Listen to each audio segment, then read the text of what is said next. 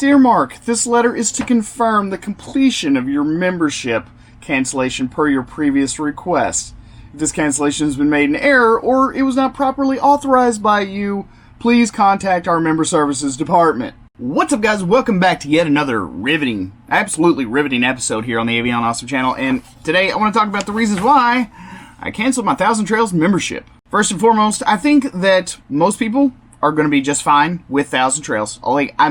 This is not a bash, so if that's what you were hoping or looking for, that's not what this video is about. This has more to do with, need, convenience, properly planning. Whatever the case may be, I know where I am going, I know where I want to be over the next year, and I don't really think 1,000 Trails is going to come in handy for me very much. So I've got a couple of other 1,000 Trails videos about, how much it costs and where you can go and how you can use the system and that type of thing. If you're interested in any of those, I will link to those here in the right hand corner. Check those out. But I canceled my 1,000 Trails membership not because I didn't find value in it, and also not because I thought it was bad. Literally, the only reason that I canceled my Camping Pass membership, which included 2 zones at the time that I canceled, was mainly because I'm going to some places that don't really have that many campgrounds. And the cost for the membership over the next year probably just wouldn't be worth it for me. So I want to tell you some more. Let's take a look at the computer and see what we are actually working with. As you can see here, these are where all of the campgrounds are currently located, right? So we've got 5 total zones. We've got one here in the northeast or northwest zone, the southwest zone, the southeast zone, the Midwest, and then the northeast zone.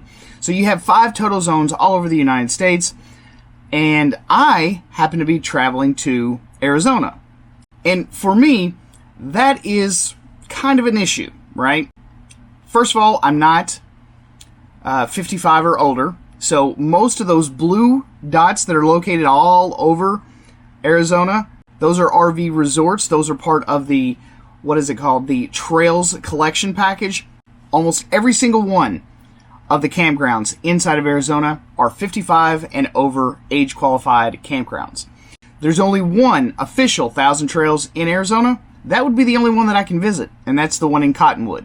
So if I'm going to be spending the vast majority of my time in Arizona and I want to stay at any of those RV resorts, I'm not even going to be able to because I don't qualify, because I am, 13 years short of my 55th birthday. So it really makes absolutely no sense.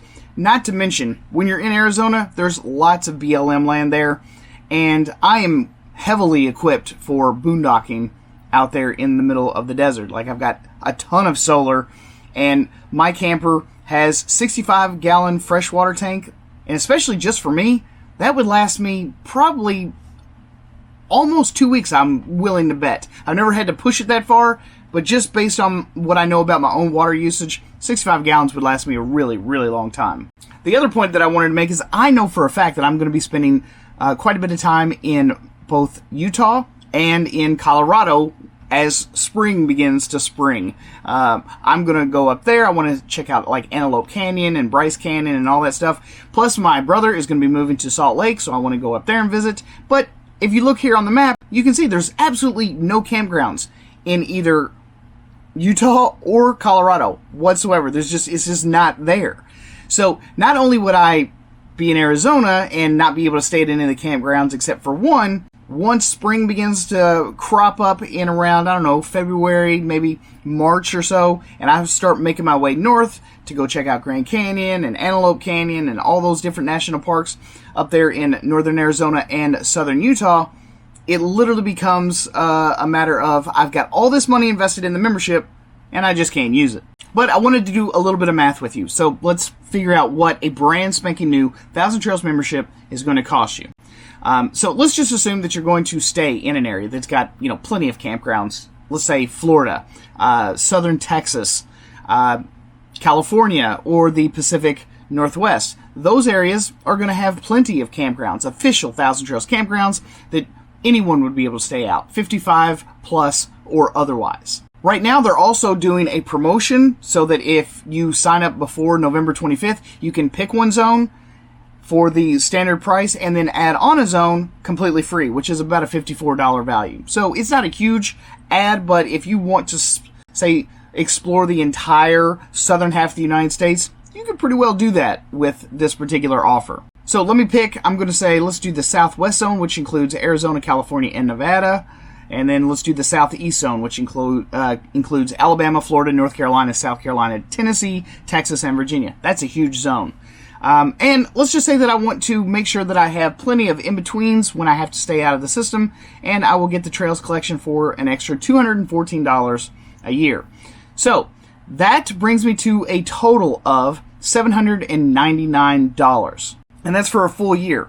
Most people can't even get 1 month's worth of rent for that amount of money. So if you happen to be trying to explore or stay in an area that's got lots of Thousand Trails campgrounds, and you're 55 plus and you want to stay in Arizona, this makes it an excellent, excellent deal for the vast majority of the people that are going to be doing this program, right? But what I'm trying to look at is $800 for staying in the campgrounds, or spending that $800 either on gas to get back and forth to different places, or gas for my generator. And I think that's going to be the biggest delineating factor. If you love campgrounds, if you love amenities, if you like swimming pools and hot tubs and tennis courts and racquetball courts and all that kind of stuff, this is kind of a no-brainer. The flip side of that is, what if you're a bit more of the adventurous type and you want to really get out there in the middle of nowhere? Maybe you don't want to be around as many people and you want to see maybe more of nature's beauty. This money might be better spent someplace else. Okay, now time for the math part. We're going to take $800 and we're going to divide it by, say, like 6 months. Let's just say that you're only going to be in the system for 180 total days. So if we take $800 and then we divide it by 180 days, we're going to get roughly $4.44 per night. Now granted, if you want the amenities, this makes it worth it. Now, let's try and figure out what it would cost to run your generator for 16 hours per day if you just wanted complete and total comfort. Let's just say that right now where I'm located, gasoline is $2.12 per gallon, right? So I'm going to do $2.12 per gallon, and then I want to times that by 2. That will give me basically full-blown electricity in my camper for 16 out of the 24 hours per day. That's going to cost me less than what it would cost me per night to stay in a Thousand Trails campground, $4.24.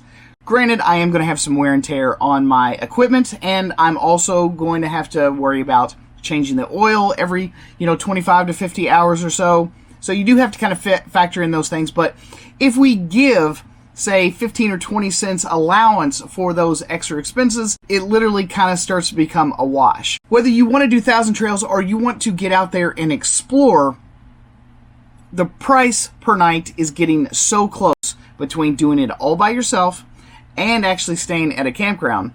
It depends on the type of person that you are. If you don't want to worry about literally anything, Thousand Trails is going to be a fantastic solution for you. It's going to be the best solution for you. You'll have water on demand. You don't ever have to worry about resource management because you've got electricity. You're not going to have to worry about, oh my God, do I have to go drive to a dump station? Where am I going to stay for the night? That whole kind of thing. So there's going to be less adventure, but more comfort. On the flip side, if you're looking at it from my perspective, where I'm going to be in a place where I'm not going to be able to utilize those types of things, I'm going to get more adventure, but I'm going to get less amenities. And realistically, this is what this is all about. People try and go, this is what I really want to do, and this is what's going to be better, and they just fight over, which way of doing their own damn thing is going to be the best way. It ultimately boils down to what type of RVing experience are you looking for. That's one of the beauties of being a full-time RVer, is that you can change your idea about what you want to do at a moment's notice. You've got your house with you. You can go anywhere, you can be anywhere, and you can do anything you want to do. You can live this RV life just exactly the way you want to.